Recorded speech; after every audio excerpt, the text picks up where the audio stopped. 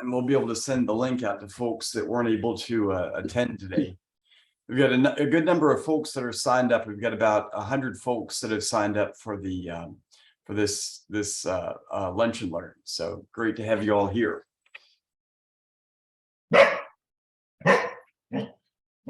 And would ask that everybody mute when you come in. And I don't think I have a waiting room this time, so if folks can just go ahead and come on in.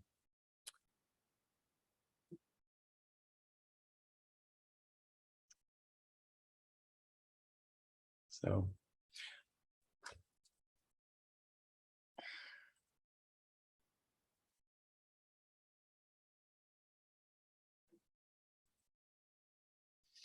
Well, great to have you all here today. This is another one of our monthly lunch and learns that we do. And over the past several months, past several Zoom sessions, we've been trying to work on lunch and learns that deal with sites that we're working on right now. And so for the months of August and September, we did one that was summarizing what we've done on the home farm. Last month, we did a lunch and learn on the Overseer's house and the work we're doing there right now on doing the phase 2, looking for features based on what we found with the metal detector surveys and the ground penetrating radar and shovel test pits. And in anticipating the work we're hopefully going to be doing next summer on excavating some of the features there. And likewise, one of the major projects that we've got here at Montpelier is the burial ground for the enslaved community at Montpelier. And what the MDC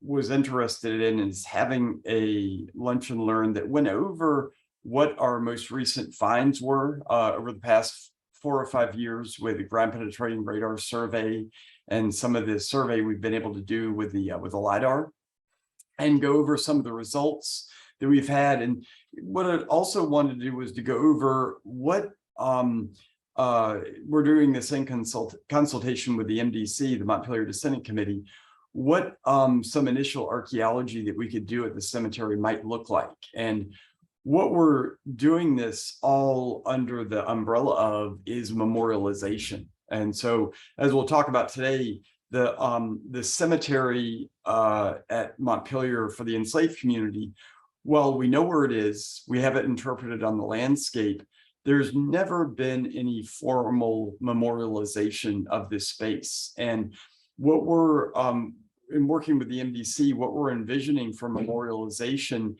is something that's going to be a larger process. It's more than just putting an obelisk in this space like you have at the Madison family cemetery.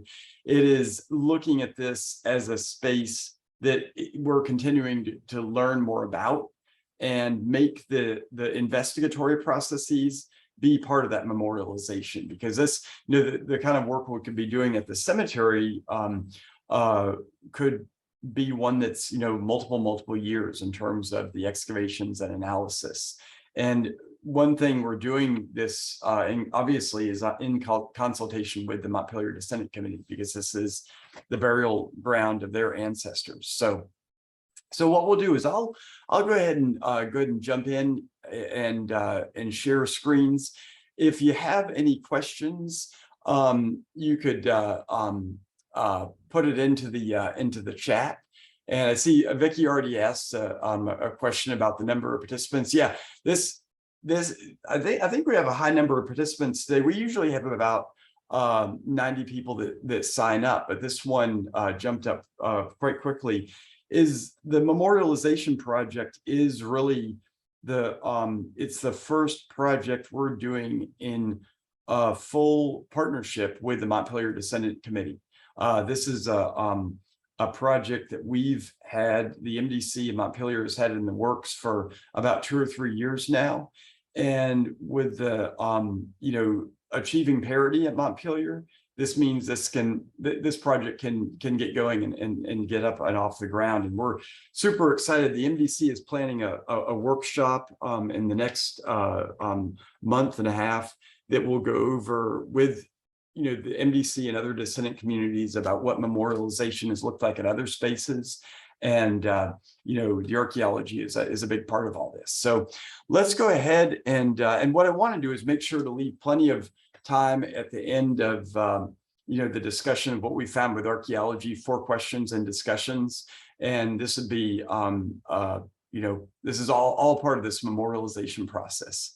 So I'm going to go ahead and share screens here, and let me get over to my PowerPoint and get you all back on the screen. Let's see, where you all have too many windows open this morning. All right, I think, can you all see the screen, the blue screen with the PowerPoint? Thumbs up. All right, good deal. Well, similar to so much that is at Montpelier and at the typical of plantation sites, when you look at the burial grounds at Montpelier and what's represented and what's memorialized in the landscape, what is immediately dominant is the Madison family in terms of what's present. And this is the same as when when visitors approach coming up Center Road. What's front and center is the main house with its columns. And when you start to look at the volume of the number of people that contributed to Montpelier as a plantation, both in terms of the number of folks living here, the generations, what was more dominant than the Madisons was the enslaved Americans. At any one time from the 1770s all the way up until the 1830s, when Dolly Madison started to sell members of the enslaved community, there were about it was about a 90% percentage of Black Americans who are at Montpelier as compared to the Madison family. And so with what we found, how this has really revealed itself through archaeology, as we've talked about, many of these other lunch and learns, is there's one main house at Montpelier, one house that not only were the Madisons living in, but the enslaved community also resided in and worked in. But when you start looking at the number of residences and workspaces that were created, used, and lived in by the enslaved community, it's going beyond, it's dozens and dozens. So you've got what's in the South Yard, the quarters for house slaves, and then this 3D illustration of what's just below the visitor center today with what we're excavating and working on right now at the home farm. And then when you get into the property as a whole with the 2,700 acres, we've literally found hundreds of sites that were living and working spaces for the enslaved. And so similarly, when you begin to look at the spaces for burial grounds at Montpelier, the number of burial grounds that can be ascribed to enslaved and Black Americans is, just in numbers, is about 4 times the number. We've got the Montpelier Burial Ground that is right below the visitor center that we'll be talking and focusing on today. There's another cemetery, and if we have time for it after the questions, I've got some slides that talk about this, which is the Tags Island Cemetery, which is outside of the historic core, but it's in the area of the northern part of the property off the Madison-owned lands. And then, of course, we also have the Gilmore Family Cemetery, which is over by the Gilmore Farm. And this is a post-emancipation cemetery. And then for the Madison Family Cemetery, it's within the historic grounds that visitors see when they visit Montpelier. But in terms of its representation, it's been memorialized since at least 1811, when the brick wall was put up around to denote and protect the area where the Madison family were burying their dead since about 1732, when Ambrose Madison passed away. So when you look at just the sheer numbers of burial grounds, what becomes dominant is the African-American presence at Montpelier. And one thing, this is where when we began to explore the Montpelier Burial Ground down in the historic core, and we realized the number of potential individuals who are buried there, going beyond 200. This is where the descendant community, the Montpelier descendant community, were very interested in beginning the memorialization process, to have a more formal recognition of, the lives that were contributions are made here at Montpelier, and their ancestors are buried and laid to rest in the ground here. So what we'll do now is jump over to the burial ground here in the visitor core. So to get y'all oriented, probably most of y'all have visited the burial ground here. Here's the Montpelier Visitor Center. In terms of when you're standing in the parking lot, you have this incredible view from the burial ground for the enslaved, spanning past the Madison Family Cemetery and then into the home farm in this area where we're doing surveys today. And so what's really opportune about the placement of the visitor center is it puts visitors in a spot where all of this area is available for not only in visual proximity, but also makes the memorial of this space into one that has some opportunity. So for years, we've known about the burial ground for the enslaved at Montpelier, and early surveys that were done in the mid-1980s located all of these grave depressions that were in the woods just down the hill from the main house. There's the main house right here. And what was always puzzling about this area is that there were about 38 depressions that were visible, along with quartz and greenstone head and footstones in this area. And where this area is defined is in a relatively small area of this woodlot. And what didn't make sense about this is we knew that for some 80 years there were over 100 enslaved people at any one time at Montpelier, and when you do the numbers, this would have added up to around 300 to 350 individuals who lived at Montpelier, with probably an estimate of between 200 to 250 individuals who had passed away. So what we always figured is that this was either a small portion of the enslaved community and there are other burial grounds across the property, or we were missing something and there were more graves at this location. And one of the first clues, and this is, for about, I've been here for 20 years, so this is going back for about 30 years. This is the area that was defined as the cemetery, what's in front of this sign, this very small area right here. And what we began to learn about when, it was about 15 years ago, I was doing some oral histories with an older DuPont worker. And this is the road that used to run through the middle of what we now know is the burial ground for the enslaved at Montpelier. This was a road that went down to the race barn, and the visitor center is behind me in this photograph. Where those grave depressions are in this area right here, but there's a field across the way. And when I interviewed this gentleman, Buck Smith, who had lived at Montpelier from about 1910, he had childhood memories of when this field was plowed to the left of the road, that the DuPont farmers would come across long bones and skulls of individuals that were buried in this area. And what they assumed was, this is around 1910, that the depressions that were in this area and these graves were from Civil War soldiers. And the reason for this is that, around 1910, that was only about 50 years after the Civil War. There is oral history and literally people's memory of the large encampments that were at Montpelier. And the assumption is when soldiers passed away at Montpelier from dysentery, from other diseases, they were buried somewhere here on the grounds. Since that time, and doing research on Civil War encampments, what we've learned is that there were very particular discipline noted for what Civil War soldiers did with the sick. When they were sick at these encampments, they were moved to hospitals either in Orange or in Gordonsville, the nearby towns. And you can imagine at those hospitals where they're receiving sick soldiers, there's large burial grounds in this area. So what we found in the surveys we've done around the Civil War encampments, we have not found any evidence of burials whatsoever. And the documentary sources and the archaeological studies that have been done in Orange, Virginia, and Gordonsville, Virginia, point to Civil War Confederate soldiers being buried in Orange and in Gordonsville, not at Montpelier.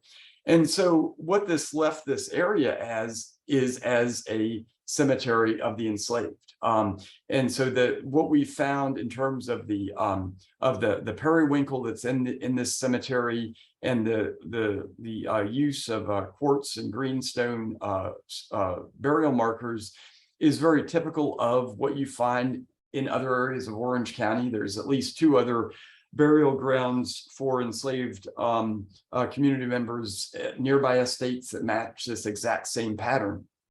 And so what we began to figure is that, based on this oral history, is this cemetery was much larger.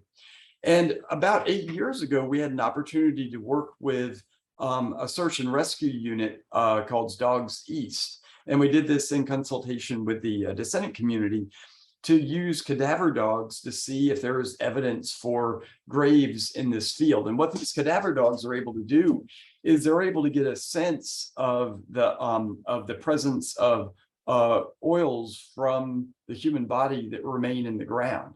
And these dogs, when I talked to the folks at Dogs East, I asked if they could, handle a 250-year-old cold case, and they said absolutely. And there were 3 dogs that came out.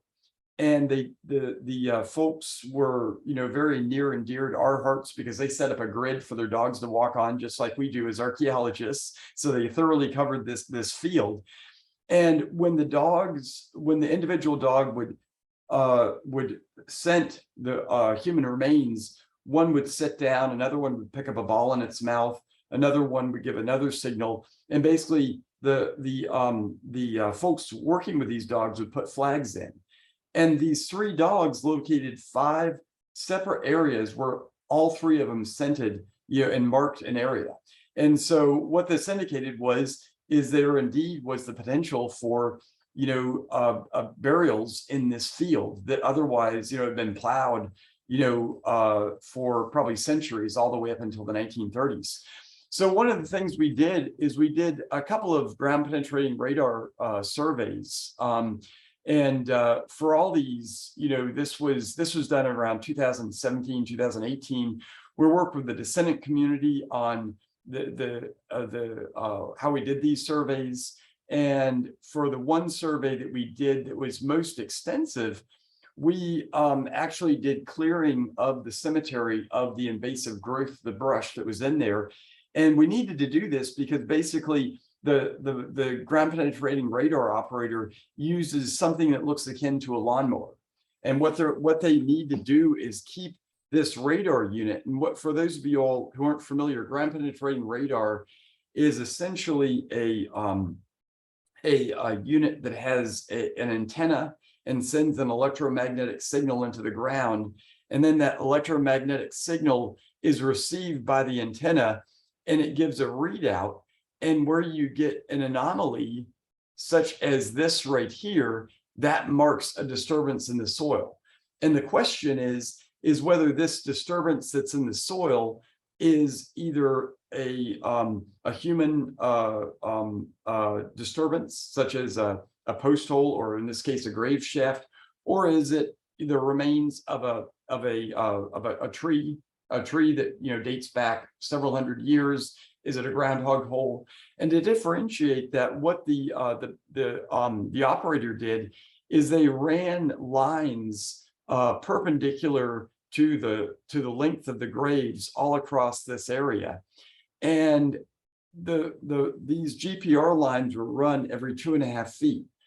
And the only anomalies, they located thousands of anomalies in the survey area, but the only anomalies they would mark as representing potential burials are those anomalies that showed up in 2 parallel runs of the GPR unit, which if you're running these GPR units every 2.5 feet, what that meant was is that you would hit a grave shaft in 2 successive passes with the ground penetrating radar. And this was that if you work with these technicians who run GPR, they're incredibly conservative. They will only mark something as a possible burial. This is taken from the technician's report. They only mark something that is possible, a possible burial, after confirming it about 3 different ways. And what Mr. Hayden, who did this survey, also noted is that before, really representing these as burials, he recommended doing a excavation to at least denote the presence of a grave shaft. And I'll get into that in 1 second. But what we got from this is a map of about 50 potential burials from the ground penetrating radar. And this is what this, this readout looks like. There's all these anomalies that all across this area. The line that's right here is an underground water line that was put in by the DuPont workers, probably around 1910. So, it's something is present as a water line. It shows up, very strongly. But a lot of these other anomalies, when you compare this map to this one, for example, you can see these 2 right here. Those are these 2 spots right here. So this is the optimal depth. This is about 4.5 feet for locating burials. And burials are typically going to be at least 4 feet in depth. Anything that is less is shallower than 4 feet, it would have been at the time at risk for animals to find and to dig up. And so that's why you do your burials that deep. And we'll get into what happened with some of the plowing that happened in this area and some of the erosion, and why Buck Smith, that former DuPont worker, would have witnessed these burials being plowed up in the early 20th century. So what they were able to determine, this is another map showing these same burials. This is the road right here that used to run through the burial ground. Here's the path. The sign is located right here. The area that's in red, these red polygons, these are the grave shafts that I showed in this earlier photograph back here, in this scene in the snow. This is a shot I took back in 2002, where the snow had settled into the grave shafts. And this is in early March, and the way that the sun angled, the grave shafts remained in snow. And the visitor center had given me a call about this, so I ran out with a 10-foot ladder and my old 35mm camera and got these pictures of the grave shafts. Usually you take a picture in the woods and you wouldn't be able to see the grave shafts at all, but they were just beautifully illustrated by the snow. But when you look at this overall map here of the anomalies in relationship to these depressions, the grave shaft depressions, what you note is that even though the ground penetrating radar was done across this entire area, he only located about a quarter of the graves that were in these areas where you could see the depressions. And what he did is he approached it very conservatively. He saw anomalies where these depressions were, but what he did is he only marked those anomalies that showed up in 2 of the successive passes. So what this gave us an idea in this area is that he had only located about a quarter of the graves that were in this area.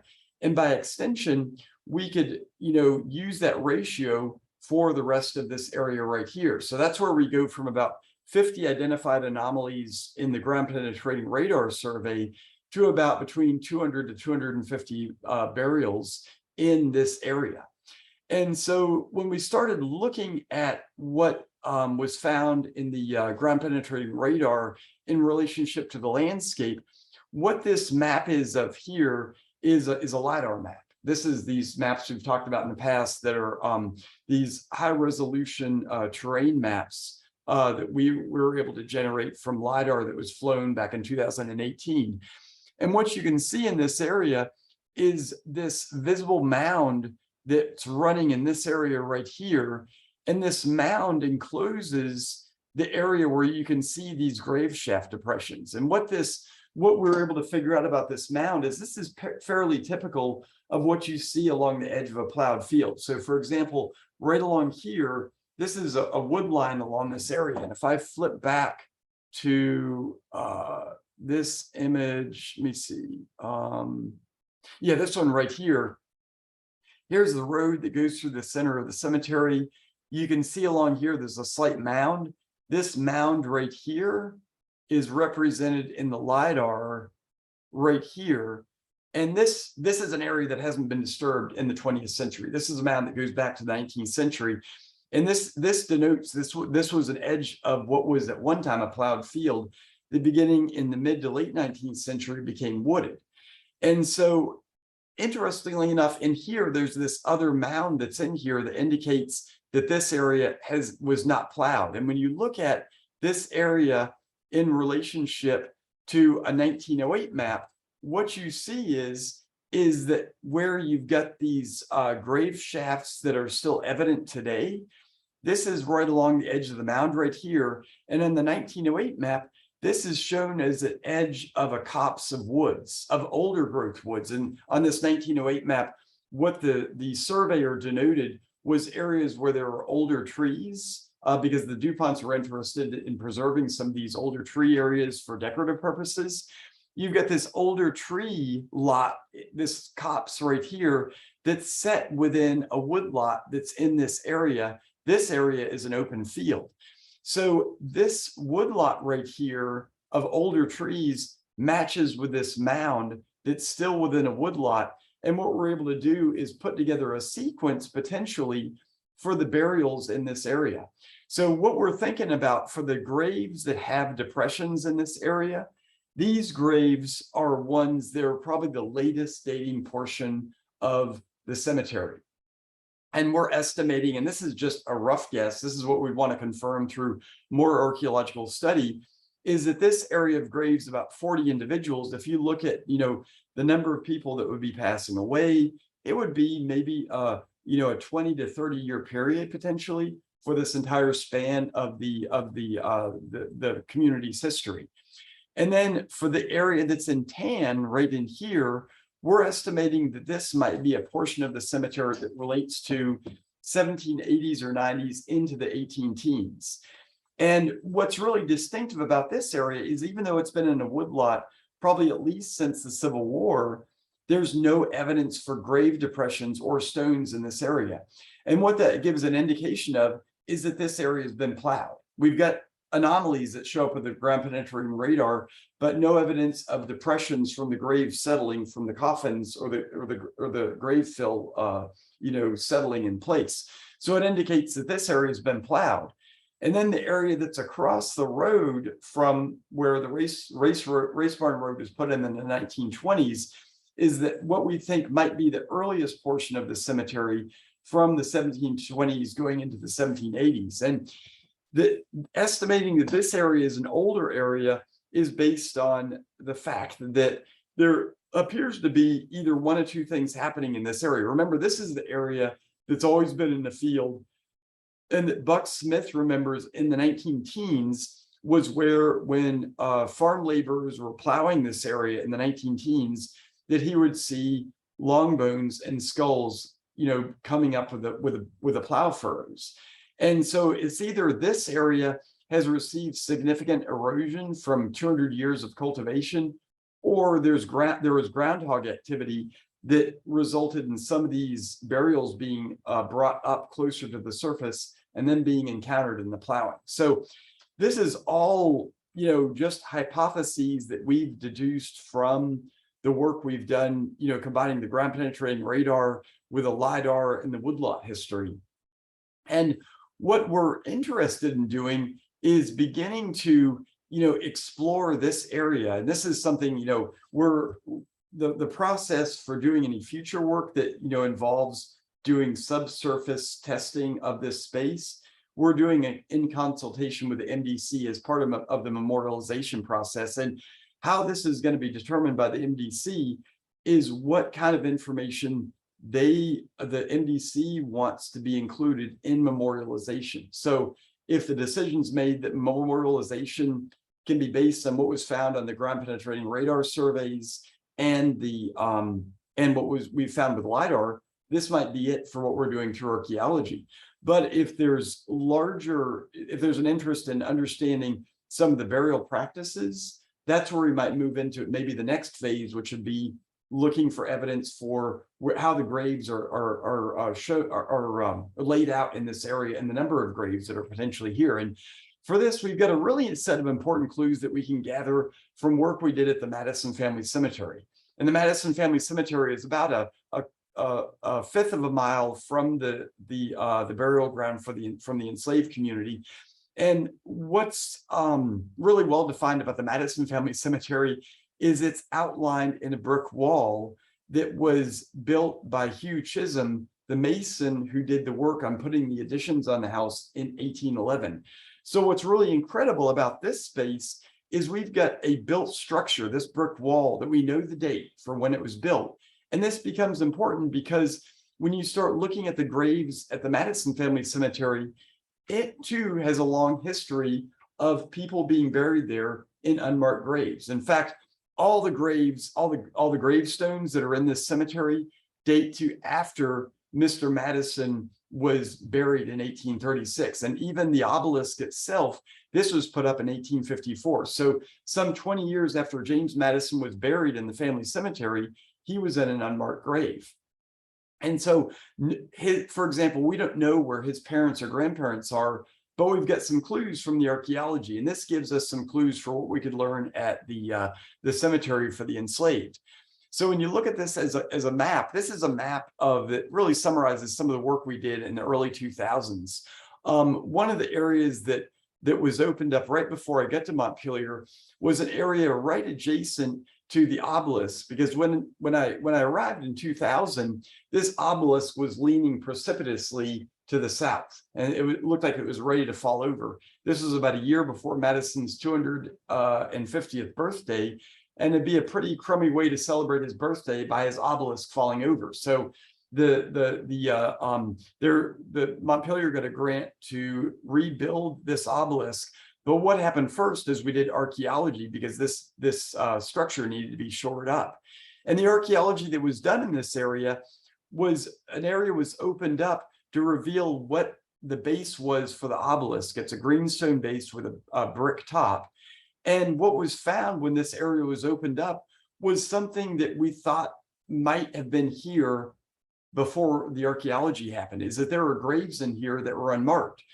And there was family tradition and burial practices that Tom Chapman did research on that suggested that Madison's parents might be located just to the south of his grave. And there's two reasons for this. There's no way for Madison's parents, James Madison Sr. and Nellie Conway and his wife, to be to the north, because that's outside of the brick wall. And we're thinking this brick wall was put around the cemetery to keep this area from being plowed, because this area started being plowed around the late 18th, early 19th century. And so what we figured is that these two graves could be either James Madison Sr. or Nellie Conway Madison. And what I want to have you all do is we'll do a tick vote with this with your hands. You could raise your hands, and depending on who you think is buried here. With the graves and the grave shafts being excavated by members of the enslaved community, there's a pattern that you see in these cemeteries that when there's either a building or a wall put up near or adjacent to a cemetery, these buildings are often oriented east, west, north, south. And so when grave shafts are excavated, they'll be oriented in relationship to the wall or to the building. So for example, these two graves that are here beside Madison's obelisk, which is in line with the wall, one of these lines up with the wall where the other is off at an angle. And when you look at when James Sr. and Nellie Conway dies, James Madison Sr. dies in 1801. His wife, Nellie Conway Madison, dies in 1829. So which of these two do you think is James Madison Sr.? 1801, there is no brick wall here. There'd be no way to orient when you're excavating that grave shaft, to orient it with a set direction. It would be wherever the sun is and the shadow is. Who do you think, if you think James Madison Sr. was buried here, raise your hand. Now I'll give you a clue. I'm raising my hand. So I see a few people are raising their hand. And yeah, we assumed that this was James Madison Sr.'s grave. He dies in 1801 before the brick wall is there.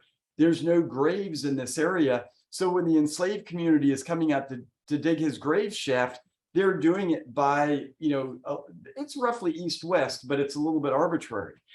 And how these graves are oriented is the head would be here, the feet would be to the east. And the design for this is so when Gabriel blows his horn to the east, James Madison Sr. would rise up out of the grave, and if he was so chosen, would follow Gabriel to the promised land.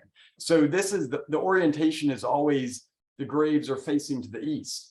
Another burial tradition that is present in Virginia and in many areas is the wife is always buried to the left, and this corresponds to the old myth of Adam's rib being used to create women, and so from the Bible.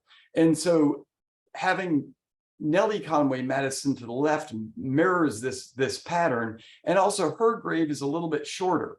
And when you look at the orientation of her grave, it's aligned with the wall, so it stands to reason that this is Nellie Conway Madison, this is James Madison Sr. You got 3 lines of evidence that match the evidence you've got right here. So with all this, what this speaks to is being able to use the position of the graves in relationship to built features that begin to date when graves are in the ground.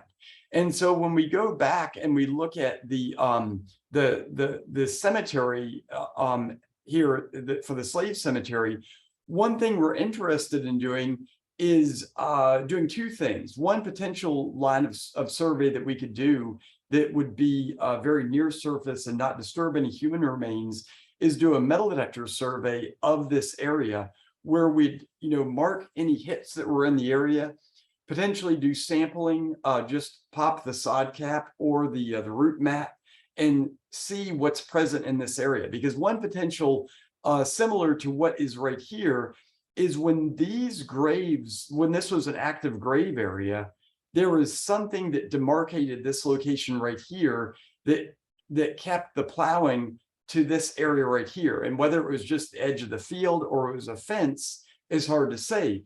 But if it was a fence, we've been able to locate fences through metal detector surveys because by the late 18th century, nails are plentiful.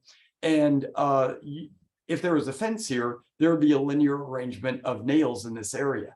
And there's potential, if you look at the orientation of this area, east, west, north, south, that this could have been a squared off area inside this mound. So if we were able to locate a fence with the nails, and then if future excavation revealed the grave shafts, we might be able to date the grave shafts in relationship to the built environment, in this case represented by a line of nails for a fence. And as you all know about the nails from being here and studying with us, how we use nails, is the manufacture of nails changes about every 20 years. So if these are wrought nails, we could date this to the 18th century. If they're fully machine cut nails, that would date it to after 1810. So there's all kinds of things that we could do, and having the kind of the fantasy would be is that this cemetery at one time was outlined by a fence. At one time, that fence was taken down because there was evidence of this area being plowed.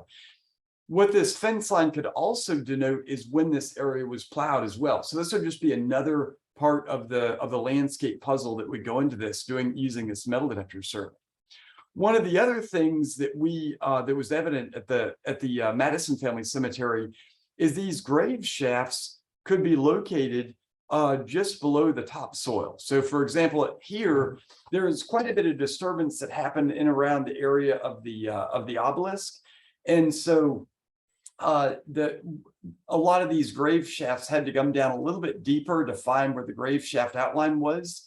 But in the grave shafts that were excavated outside away from the obelisk, this excavation right here is in the Madison family cemetery in this trench that runs along this area right here.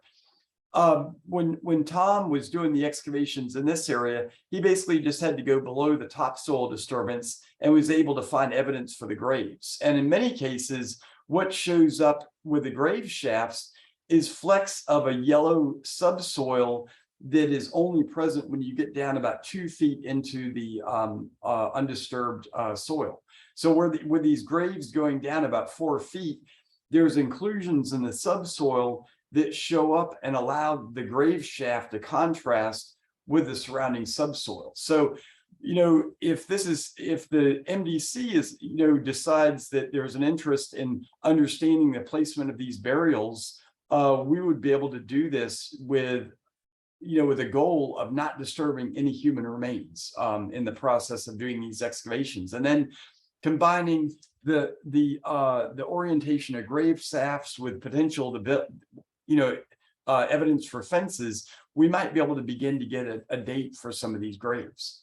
So I see a number of folks. There's been some questions that have come up.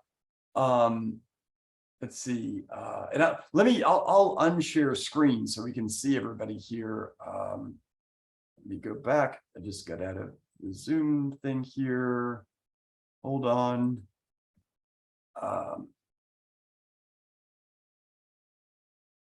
Give me 1 second. I've just got lost in about the dozen screens that I've got here. All right, here we go. Stop sharing. There we go. Okay.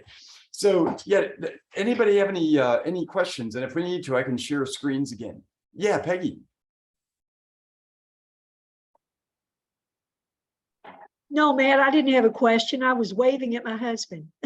Oh, okay. Sorry, Peggy. Sorry. So yeah, if anybody has a question, you can go ahead and unmute, and I'll go. Hey, Matt, this is Tom. Hey, Tom, how are you doing? Doing pretty good. Glad to see that work that I did so many years ago is still being used. Oh, absolutely. Had a couple comments to add to what you're saying, and then also a question.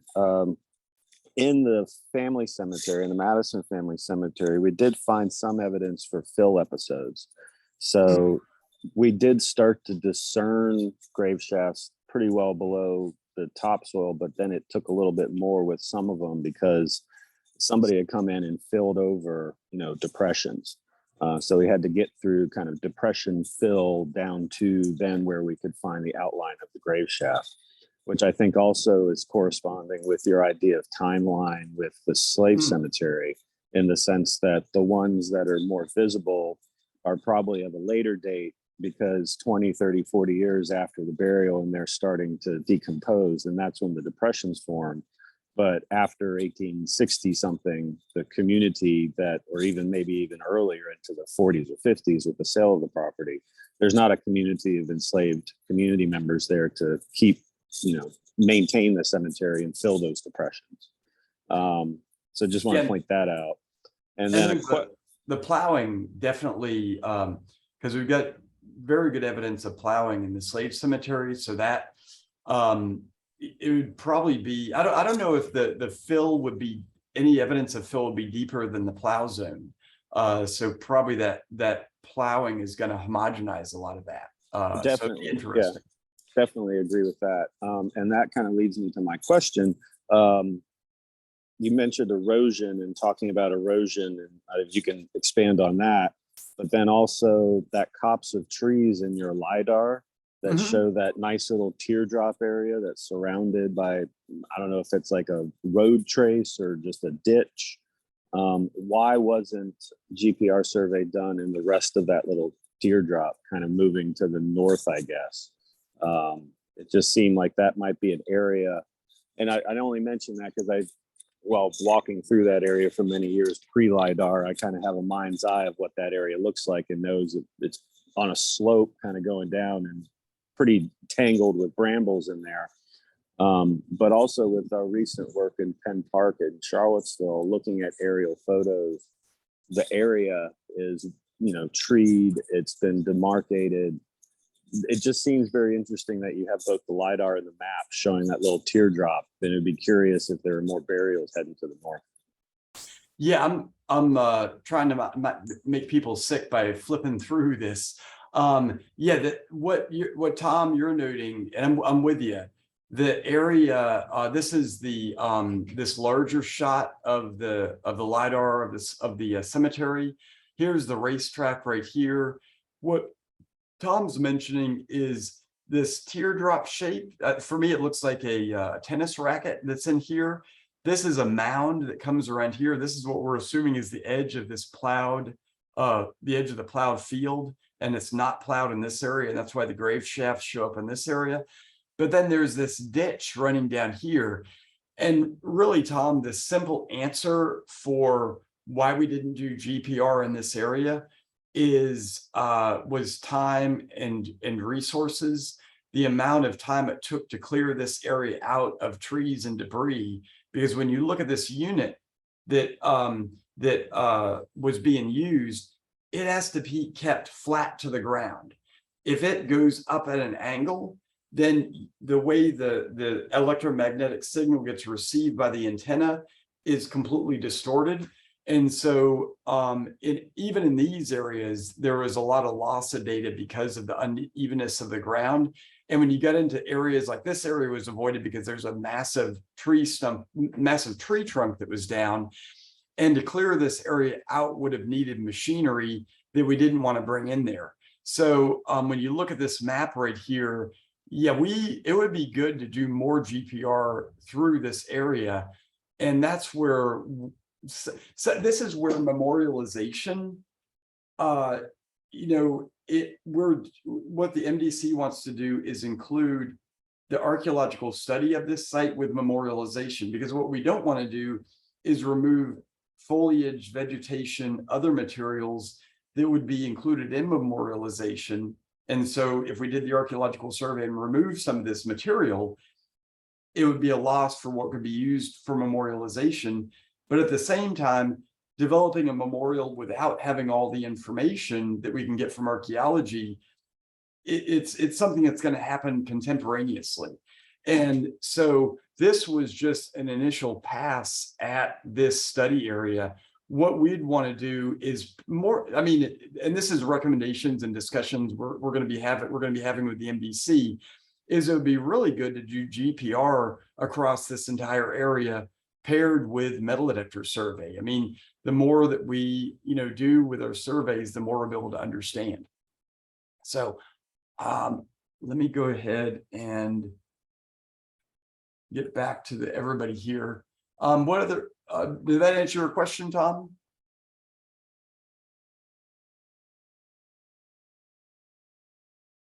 Okay, I think it did. So Yeah, sorry. Okay. Yeah, I was having a hard time trying to switch through my screens, but yeah, no, definitely. It just seems very interesting that you have both that LiDAR and the copse of trees. Yeah, and there's something similar going on over here. There's this ditch right here that could be a road trace, but it's unlike any road trace I've seen on the property. This is very deep. This looks like it could be an erosional gully, but there's not enough ground surface here, watershed, to create an erosional gully in that area. And if this was, we're assuming that the burials begin quite early here. And if this was a plow, so lots and lots of questions. And so there's some very unusual landforms in here. And the comparative between the Jacksontown cemetery, in a fairly steep area, there's some erosional gullies through there. They haven't had probably a lot of plowing, but they haven't had like a steeplechase course built right up next to it either. So yeah, some different things going on that could disturb this area. And Vicki, you asked for the enslaved buried in coffins, and yeah, that's one thing we're not sure of.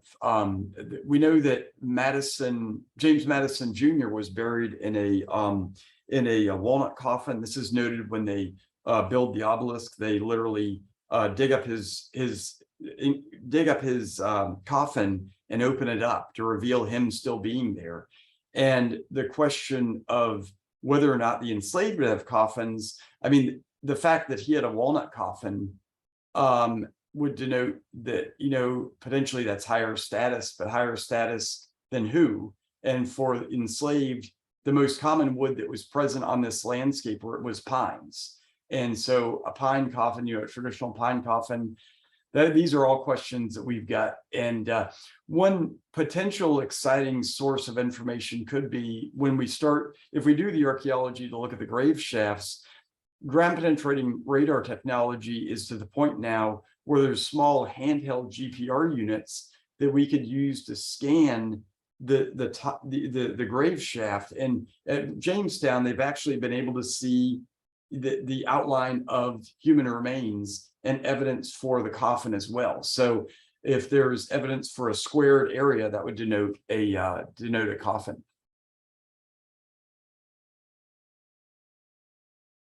And Susan asked, so interested to learn the reason for Madison family grave orientation and placement.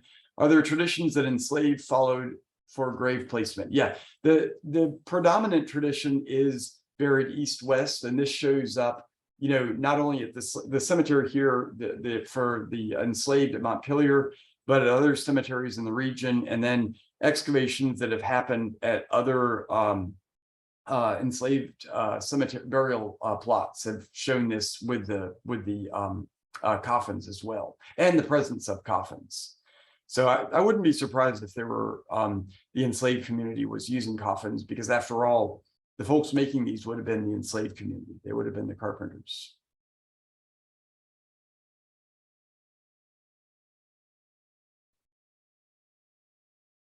Oh, Llewellyn asked, did the HHRD cadaver dogs search the area of the teardrop? We did not. We pretty much looked at the area in the field.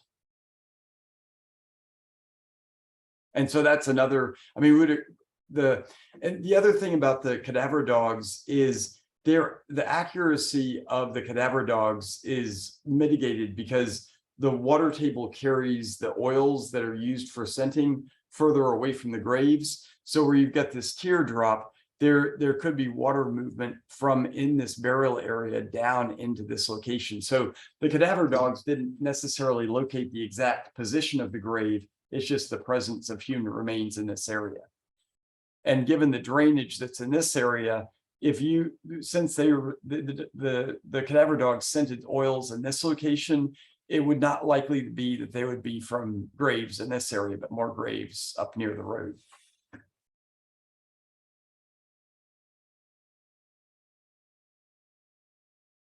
Let's see. And Tony asks, what is the timing on decisions being reached with MDC regarding future investigations? That's something that like I mentioned, Tony, that the MDC is organizing a workshop in November to do some initial discussions about what will be involved in memorialization, and there's going to be a number of workshops. There's a lot of conversations we need to have before doing any additional archaeological work. So but we're expecting it'll be next year.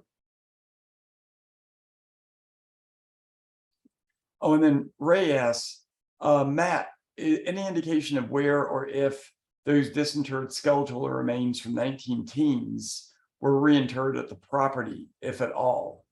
And Ray, what skeletal remains from the 19-teens that were reinterred on the property? The one you were talking about with Buck. Oh, yeah, there is no indication of that. This is, the 19-teens is a period where there wasn't as much sanctity given to human remains. And, today, if you find human remains, you call the sheriff.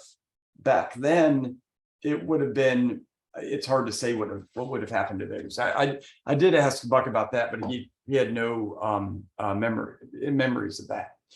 And Victoria asks, what exactly does memorialization mean? That's a really good question, Victoria.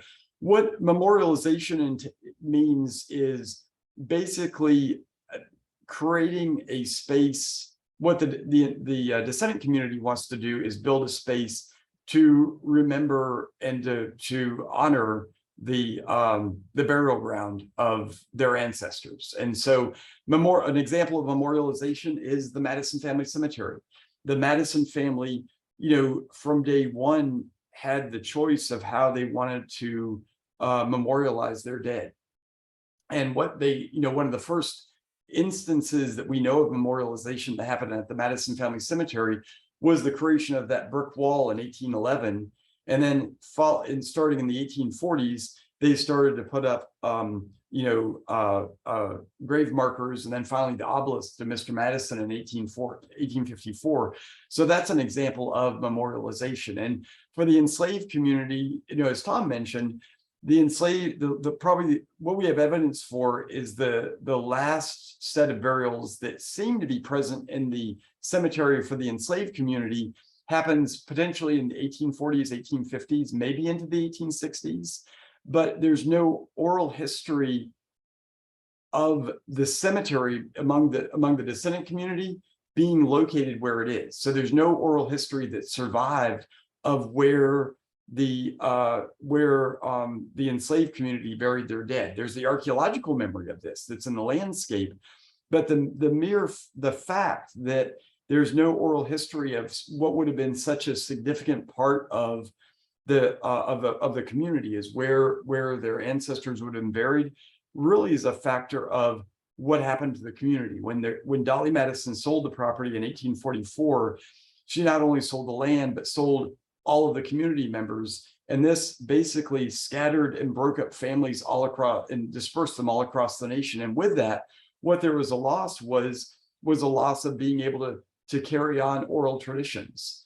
And so there's also traditions at other cemeteries of families being able to continue to bury their dead in an area. So for example, at the cemetery at Jacksontown, which Tom mentioned, which is just down the road from Montpelier, and I can bring this map up that shows where Jacksontown is. Here's, we skip to this one right here. Here's the larger Montpelier property in this area right here. Here's Route 20. Jacksontown is just off the Montpelier property, and the Jacksontown Cemetery is marked with a star. At the Jacksontown Cemetery, there's areas where there's a portion of the cemetery that is where the enslaved community is, and at the top of the hill, there's actually a section that is of the post-emancipation period. And the Jacksontown community literally purchased this area in around the late 19th, early 20th century as their cemetery. And this included the where their enslaved ancestors were. And so in this case, the Jacksontown Cemetery was used all the way into the mid 20th century.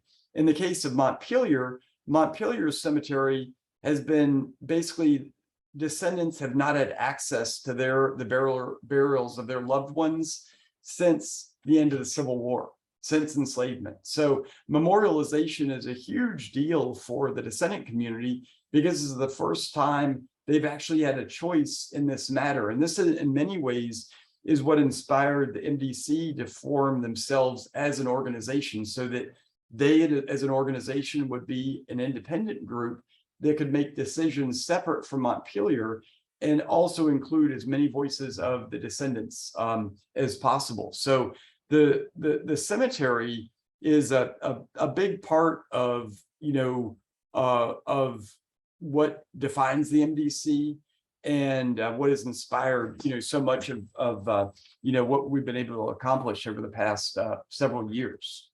So that was a long answer for a short question, sorry.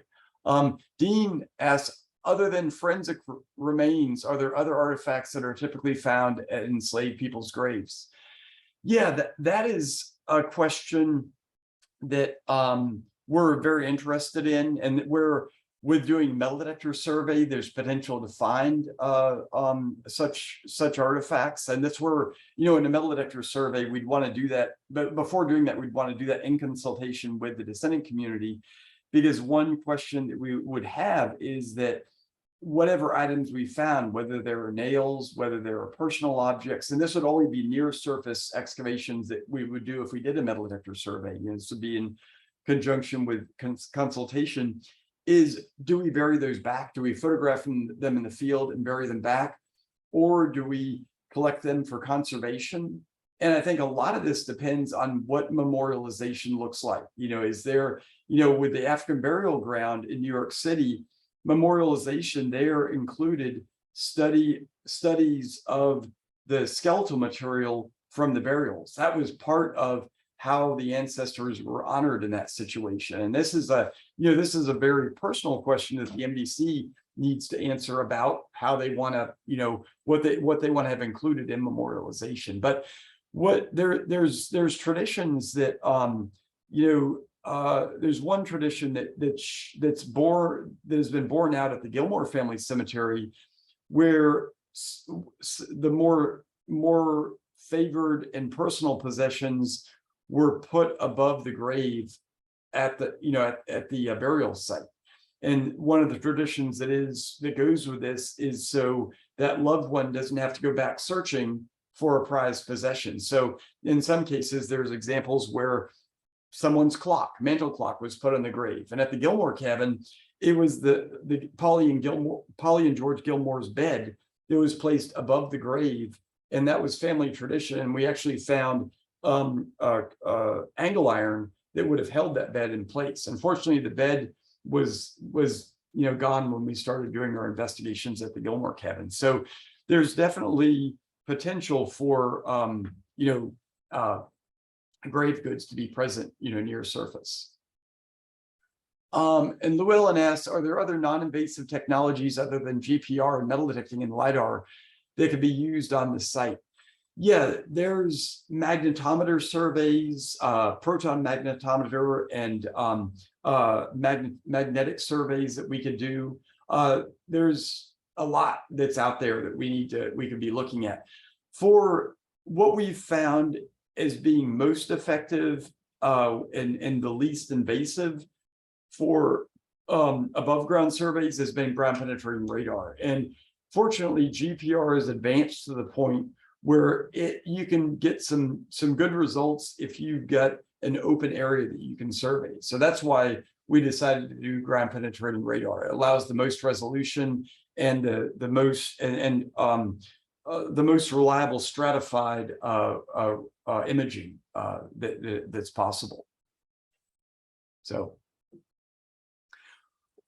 well, it looks like we're at 1 o'clock, and so to respect everybody's time, what we've done is I've recorded this presentation and I'll be sending it to everybody. And if anyone has any questions that they want to ask, feel free to write me or anyone else in the archaeology department, and we'd be happy to answer those questions.